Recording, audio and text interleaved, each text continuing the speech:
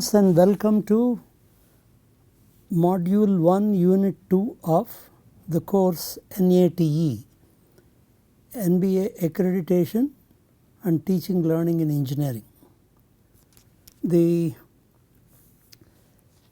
the earlier unit, we understood the nature and outcomes of the course of NATE. The main reason why we are interested in this course is teachers of engineering colleges need to understand the requirements of NBA accreditation and their role in the process of preparing for accreditation. Because the new NBA accreditation process requires all faculty concerned with that program to participate in one way or the other. And also teachers are required to conduct teaching learning activities from the perspective of outcome based education. So the purpose of this course is teachers to understand the processes associated with NBA accreditation and to conduct their teaching learning activities from the perspective of outcome based education. That is the purpose of this course. In this unit, we attempt to understand the nature of NBA accreditation process and the conditions under which accreditation is awarded to an engineering program. At this point, we will look at the entire process a bit superficially so that we get the framework in mind and then we start working on the details as we go along. So in this unit, don't expect answers for all the questions that you have on the NBA accreditation process. Now first thing is, engineering programs in India have to be offered by institutions which are permitted to offer by All India Council for Technical Education. That means every college or institution offering engineering programs on a standalone basis, not as a part of a university as of now, they have to get permission from AICTE. AICTE gives permission when the institution fulfills certain requirements as specified by AICTE. If they don't fulfill, AICTE will not permit. And these are offered by two types of institution as NBA recognizes. One is called Tier 1, which is academically autonomous. Tier 2 is academically non-autonomous. There are two types of institution. The academically autonomous institution can be part of a university, either a private university or deemed to be university, and that means they are academically autonomous means they are responsible for their curriculum, they are responsible for conducting the examinations and responsible for declaring the results. If it is university, they don't have to go anywhere else, but if an academically autonomous institution which is affiliated to another university, then the university awards the degree, but they are expected to be academically autonomous. Whereas Tier 2 institutions, they are academically non-autonomous and they are certainly affiliated to a university. Non-autonomous means all the major academic activities other than classroom instruction and internal evaluation, that is the curriculum design and conducting of examinations and declaring the results are all done centrally by the university. At present, more than 90% of engineering colleges are academically non-autonomous, that is Tier 2 institution. While people have been complaining about it, but somehow converting non-autonomous institution to autonomous institution has been going on at a very, very slow pace. Now let us look at a little bit of we are directly concerned with National Board of Accreditation. We need to understand a little history of this. The NBA was established in the year 1994 under the section 10U of AICTE Act. When it was established, it was an integral part of AICTE. That means the head of NBA is directly come under the chairman of AICTE. And NBA became autonomous in January 2010. That means almost 16 years after its inception, it became autonomous, but still it was operating out of NBA, possibly with the budget coming from AICTE budget. Then in 2013, a memorandum of association and rules of the NBA were amended to make it administratively as well as financially independent of AICTE. What it means, it has moved into a new building. They are responsible financially for themselves and also they administer themselves. However, any institution like that will have several committees. The committee, the one that governing board will have members or the chairman of AICTE as ex officio member in that. So, it is linked to AICTE, but only as with respect to policies, but whereas day to day activities of NBA are done by, are not supervised by AICTE directly. And then India became a permanent member as signatory to the Washington Accord. We will presently talk about Washington Accord in 2014, and then since 2015 NBA requires that engineering programs are conducted in the framework of outcome based education. This is a direct consequence of becoming a signatory to the Washington Accord. Now, becoming a signatory to the Washington Accord has a long history. We need not follow that. Right now we do not have to be concerned about it. But in 2014 we became a signatory. Having signed the Washington Accord, it brought new responsibilities to the NBA. The accreditation processes had to be brought in alignment with those recommended by the Washington Accord. This was initially done for the NBA accreditation process was defined initially for Tier 2 institution and announced in 2015 because they constitute the dominant portion of engineering institutions. It was first announced in June 2015. The accreditation process were defined for Tier 1 institutions in 2016. And Washington Accord is an international accreditation agreement for undergraduate professional engineering academic degrees between the bodies responsible for accreditation in its signatory countries and regions. It was established in 1989.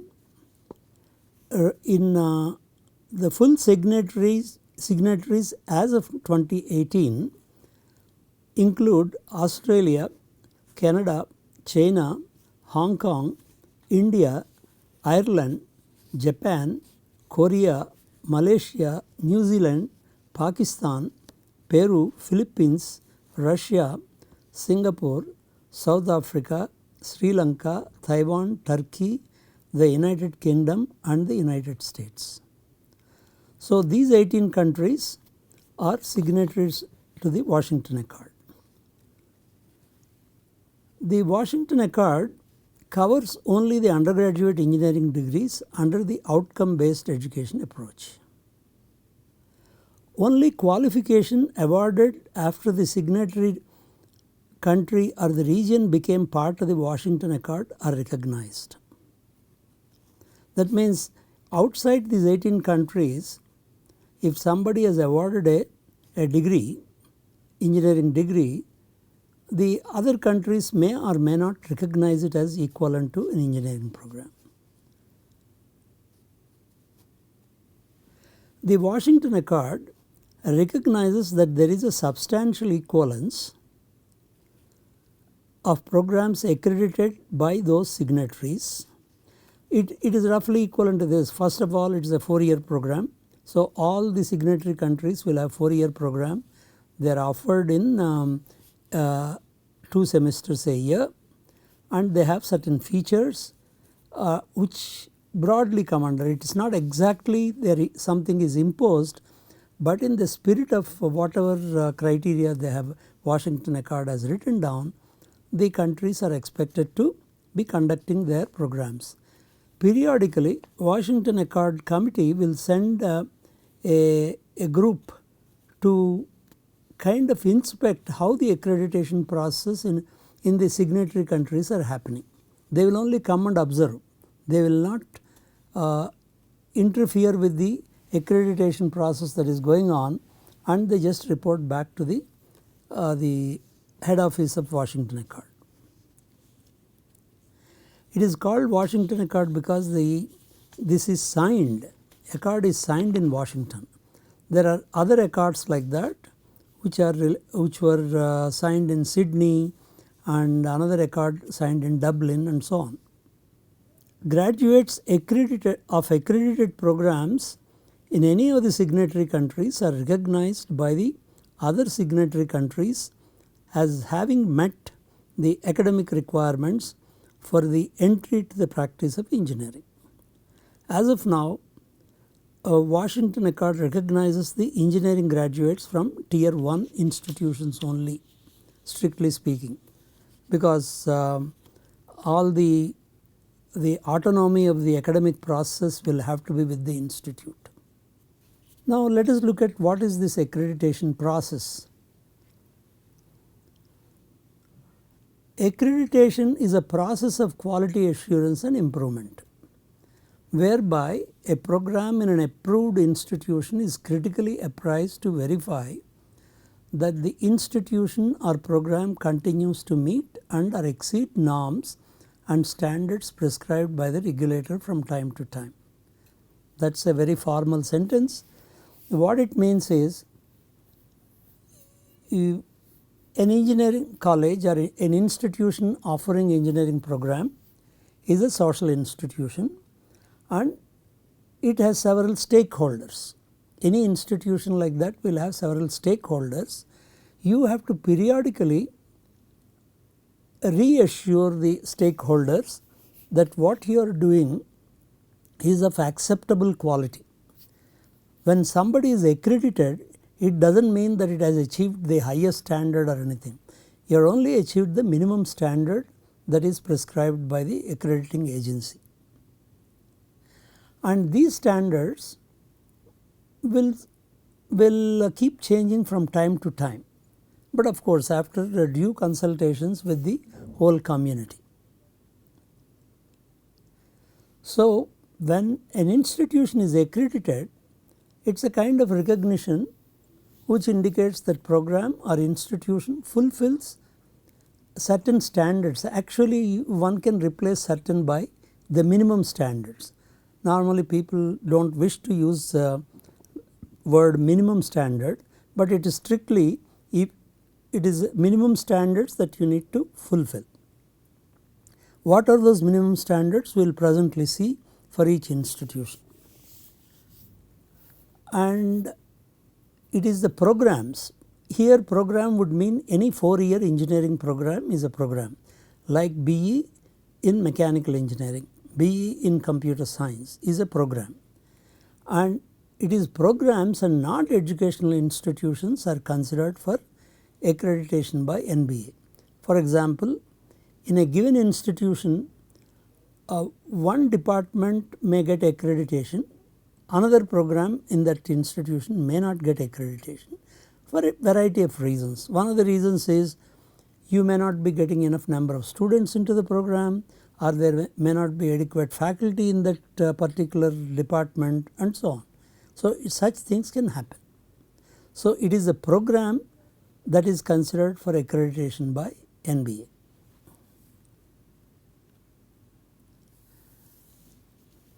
Now, we should also look at what accreditation is not. People used to have, or still some institutions have, that the committee that comes for accreditation is only there to find faults with what is happening there. So, the purpose of accreditation is, please note, not to find faults with the institution, but to assess the status ante of the performance. It is only trying to say this is where you are, trying to comment on this is where you are, and it is not to denigrate the working style of the institution and its programs, but to provide feedback on their strengths and weaknesses. So, a visiting committee actually should not and does not comment on the working style of the institution. Each institution is different, different people are managing, so the working styles can be different. And the purpose is also not to demarcate the boundaries of quality, but to offer a sensitizing process for continuous improvement in quality provisions. Okay. So, that is the one that we will see. How do you plan for continuous improvement in the quality of learning? And it is also not the purpose is not to select only institution of national excellence, but to provide benchmarks of excellence and identification of good practices. When the committee comes, they find some good practices in an institution, they can bring it to the attention of the NBA headquarters, and NBA can bring it to the attention of all the institutions. So, that is also a process for setting benchmarks as well. What are the benefits of accreditation? If I do not get accredited, what happens? The choice may not be there anymore, but if you are getting accredited, first accreditation requires several processes to be put in place. These processes serve as a reference for most of the academic activities, and they facilitate. Once you have a process, it will also tell you how to then we ourselves will get an idea how to improve that process. So, they facilitate continuous quality improvement. When an institute gets accreditation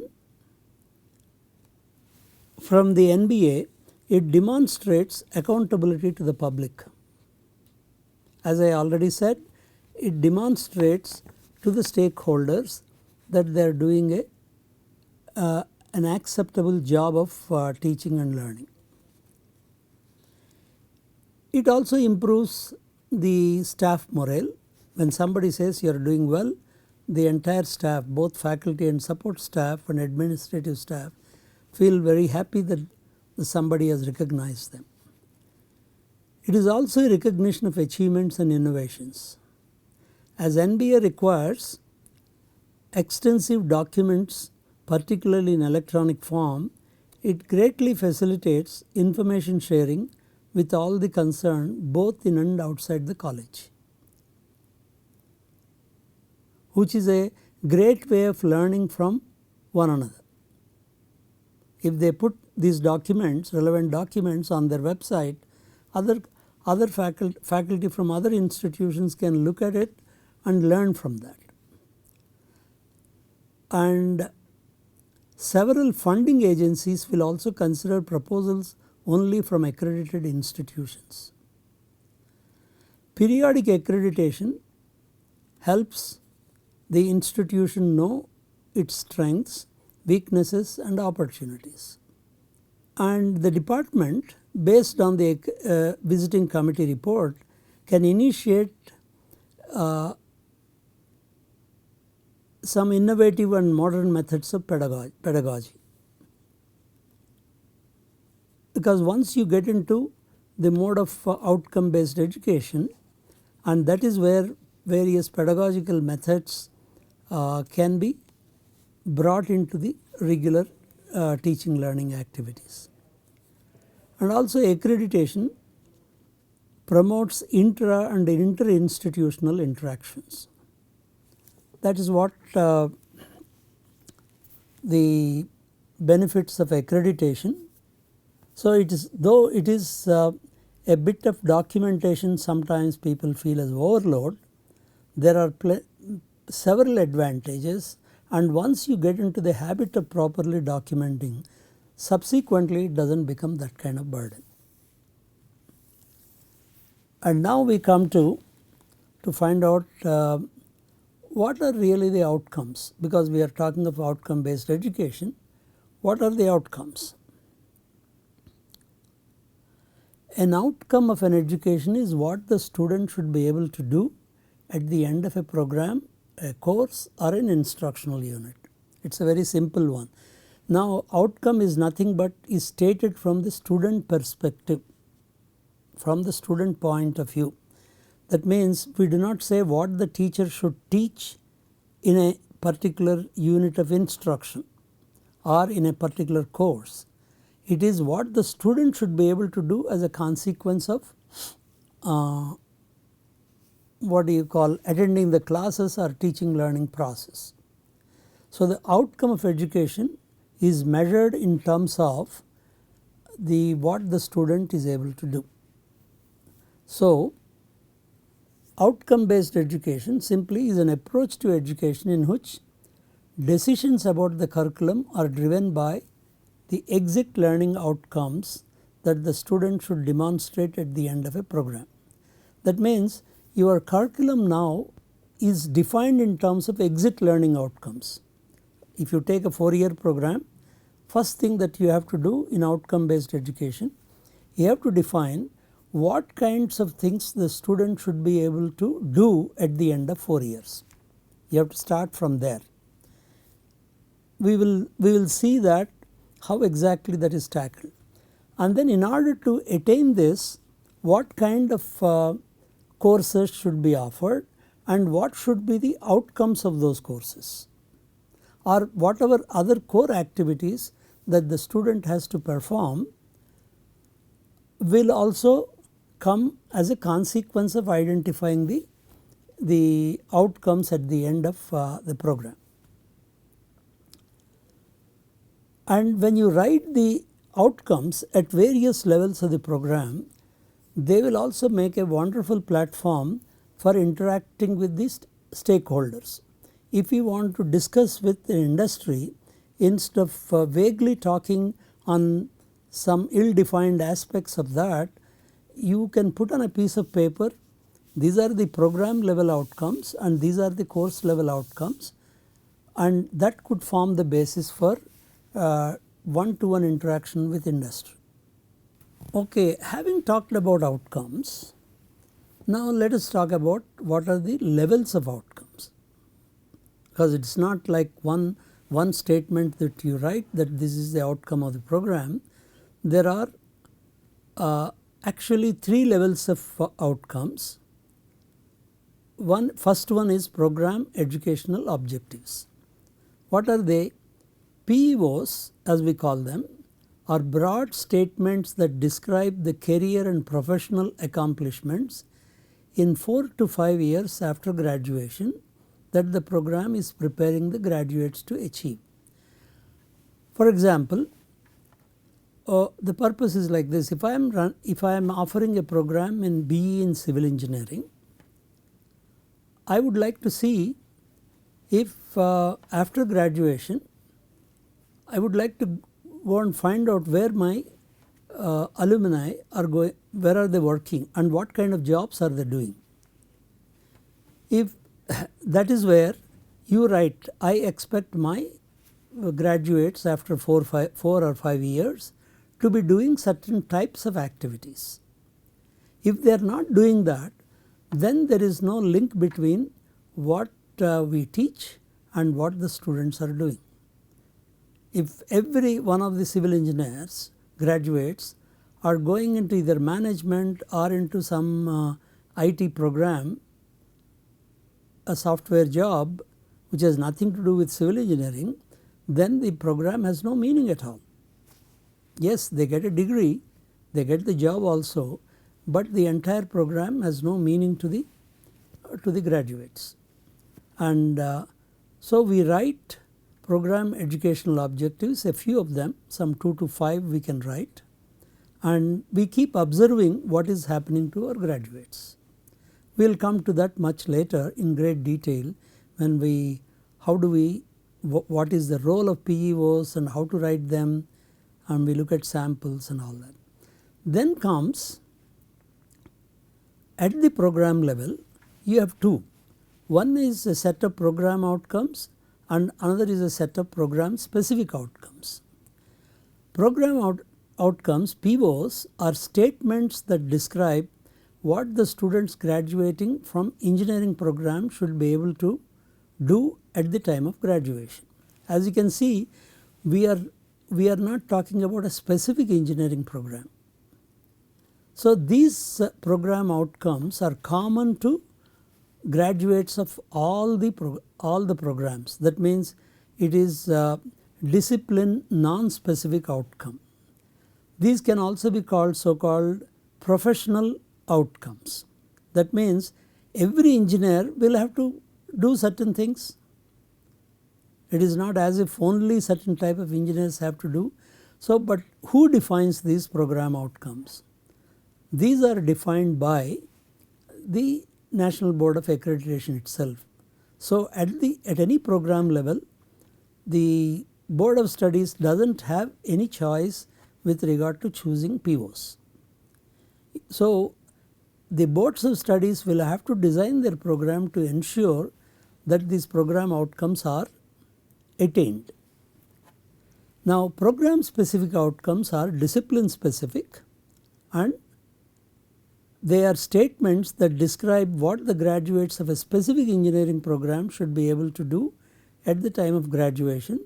These are generally about 2 to 4 that you write, which describes exactly what if they are electrical engineers, what at the time of graduation, what kind of electrical engineering related activities they should be able to do. Then come the course outcomes. COs are statements that describe what the student should be able to do at the end of a course. Okay. So, you have 3 levels of outcomes and we will be talking about them much more in detail later. Now, coming to this, engineering education as practiced until recently, that is recently means until 2015, or even by institutions which have not yet gone for accreditation. If you look at the graduates of 12th standard enter into an engineering program. Now, when we say institutions offering undergraduate engineering programs, institution is defined by the management, faculty and certain academic processes, and many of them are influenced by the university it is part of, state government, AICTE and NBA, and also parents, industry and technology that you use. All of them will influence the activities of this institution, and they produce engineering graduates only passing certain examinations as conducted by the program, either by the university in a centralized manner or by autonomous institution. And what do they do with these graduates? Seek either placement or go to higher education, and a small number will become entrepreneurs. But this process of seeking this is greatly influenced by market factors, economic factors and social factors. And for these factors, the college cannot be responsible. It has to generally keep track of this and take some initiatives so that the graduates of engineering programs do get placement or go for higher education. But now this has changed in the OBE framework. What are the changes that have taken place? This part is the same. 12th standard graduates will come here and they produce as influenced by these agencies. Okay. Engineering graduates with defined abilities. These abilities are defined as POs, PSOs and COs, which we have just now described, and they seek placement, it is the same, which are influenced by social factors, economic factors and market factors as well. And now these engineering graduates are involved after 4 years in activities identified by program educational objectives. So, we keep monitoring our alumni what they are doing to make sure that whatever we teach is of relevance to the careers of their graduates. When we seek NBA accreditation, how does the college communicate with the what kind of information does the college provide to the NBA? They prepare what is called a self-assessment report, which will be quite comprehensive, and based on that there are several follow-up activities take place. But what is this SAR? SAR is a compilation of such data and information pertaining to a given program for assessment, identifying your own strengths and weaknesses vis-a-vis accomplishment of NBA defined POs and PSOs by the program. So, that is a record of to what extent you have been able to attain your POs and PSOs.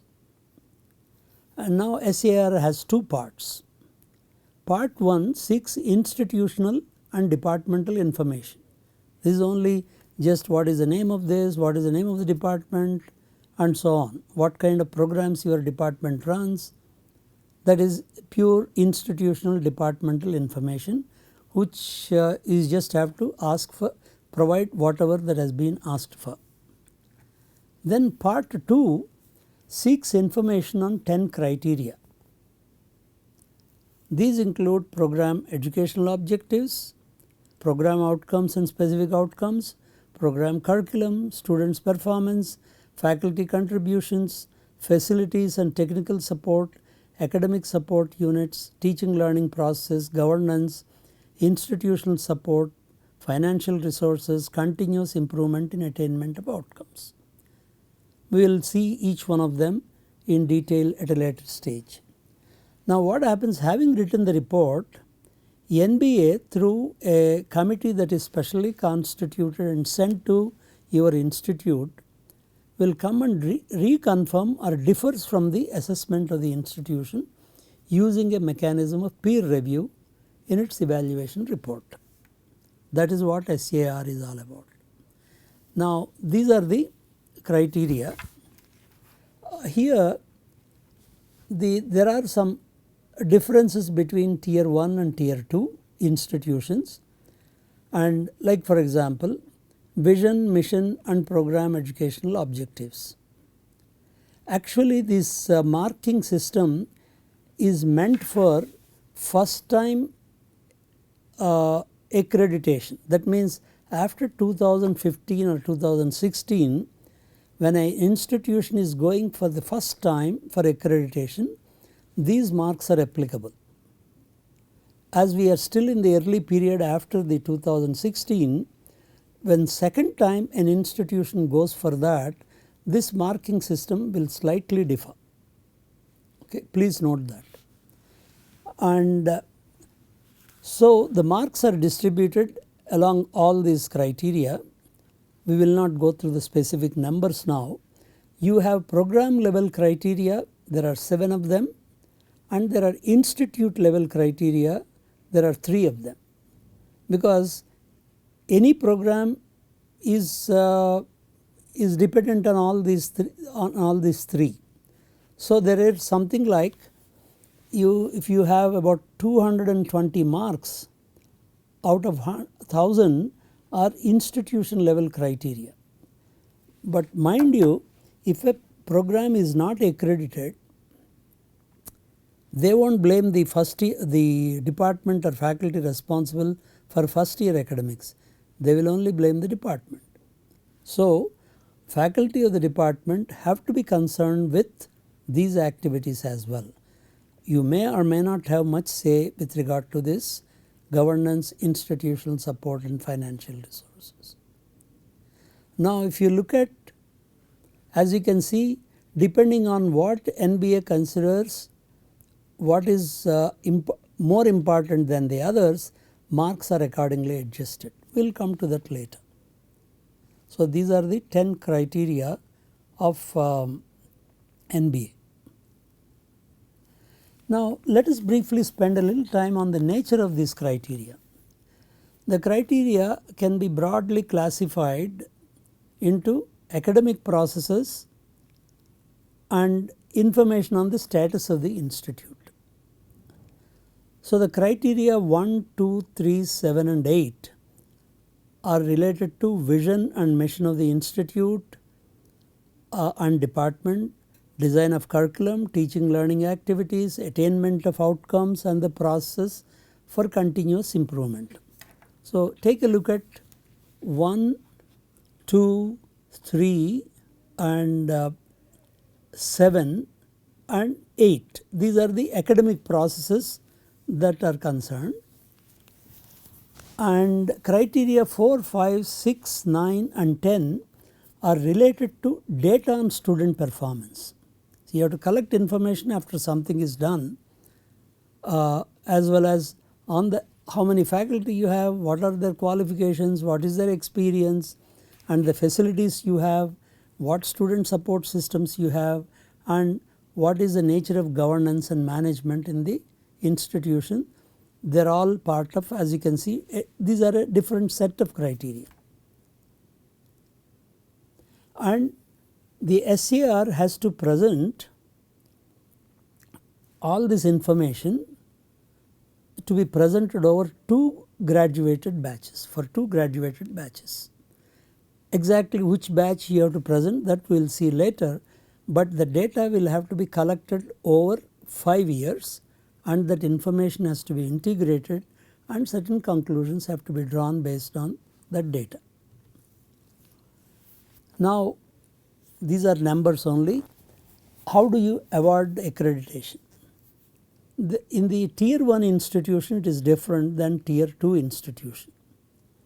Here for each criterion you have 4 categories Y, C, W, D. Y means no concern, C means there is some concern, W means there is weakness and D means there is a deficiency. So, there are certain marks for each criterion one needs to earn, and if it is greater than or equal to 75%, then there is no concern. Nobody is expecting 100%. And if it is between 60 and 75, it is the area of concern, and if it is weakness means 40 to 60% and deficiency means less than 60%. Now, an institution will get full accreditation for 6 years if number of Ys is greater than 7. That means out of 10 criteria, with regard to 7 criteria, you got more than 75% marks. And concerns are less than or equal to 3. Weaknesses should be 0. Deficiency should be 0. In addition, at least 30% of the required faculty shall be PhDs, and also the enrollment of students shall be 75%, more than 75%. If all these conditions are satisfied, that program will get full accreditation for a period of 6 years. Sometimes you may be falling short a little bit. So, after the peer committee visit, they give you a short period like 3 months if there are small things that can be corrected. So, without concern still greater than 7, concerns less than 2, weaknesses less than 2, deficiency 0. In addition, the criterion 7, faculty information contribution, cannot have any weakness. Okay. Under 2 or less weaknesses, it cannot be criterion 5. Then provisional accreditation for 3 years without concern greater than 4, deficiency less than 2. In addition, the criterion 5, it cannot have any deficiency, and it should have, department should have at least 2 professors or 1 professor and 1 associate professor available in the respective department. You cannot call anybody as a professor and associate professor as per the specifications of AICTE. As you can see, if D is greater than 2, Y is less than 4, you cannot get accreditation. And also followed by any of these, if any of these conditions are met or you fall into that, you have no accreditation. Now tier 2 institutions are slightly different because quite many factors related to running of the institution are centrally controlled elsewhere. So you go with the marks here. Full accreditation is 750 out of 1000 points, minimum 60% points in criteria 4, 5 and 6, 30% of the required faculty shall be PhD holders. Provisional accreditation for 3 years, minimum 600 out of 1000 points with minimum 40% marks for the faculty information and contributions, and also the availability of at least 1 professor or 1 associate professor as per AICTE qualification in the respective department. No accreditation is obviously less than 600 points. You do not, or again, if it is 40% marks less than in the faculty criterion 5, you will not get accreditation, and non-availability of at least 1 professor or 1 associate professor also you will not get in a tier 2 institution accreditation. Generally these criteria they also will we will see as a process there is some eligibility criteria. If you fulfill the eligibility criteria, you are unlikely to fall into those things. Now it is a brief description of what is the process for NBA accreditation. Fill in initial registration details at the indicated website to get login credentials. Fill in a complete registration details and submit registration fee, which is a small fee which the college has to pay. Generate application and upload AICTE approval letter. There is an AICTE approval letter that you have to get before you apply for NBA accreditation. That approval letter will have to be uploaded. Fill in the pre-qualifier form, pay 10% fee and get the approval from NBA. If pre-qualifier form, which is separately given, we will talk about that later. If it is they will verify that, and then NBA says now you can submit your SAR. If you do not fulfill that, you are only losing the 10% fee.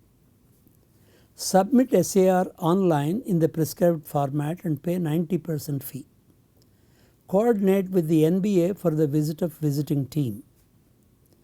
Visiting team submits evaluation report to the NBA, and there are several processes that take place after that. So after due processes, NBA communicates its decision to the institute. The institute, if it has any reservations, can appeal to NBA with clarifications. Roughly this is the sequence of steps that one goes through for NBA accreditation. The more details of that, all conditionalities and all that are presented as a kind of flow chart on the NBA website. So that is a brief on the NBA accreditation process, why it has come into existence and what is its purpose and how one should go about doing it. So in the next unit we will try to present what outcome based education is in the context of undergraduate engineering programs. Why is this important? the very fact that India has become a signatory to the Washington Accord, it is compulsory that we conduct our affairs in the framework of outcome based education. Thank you very much for your attention.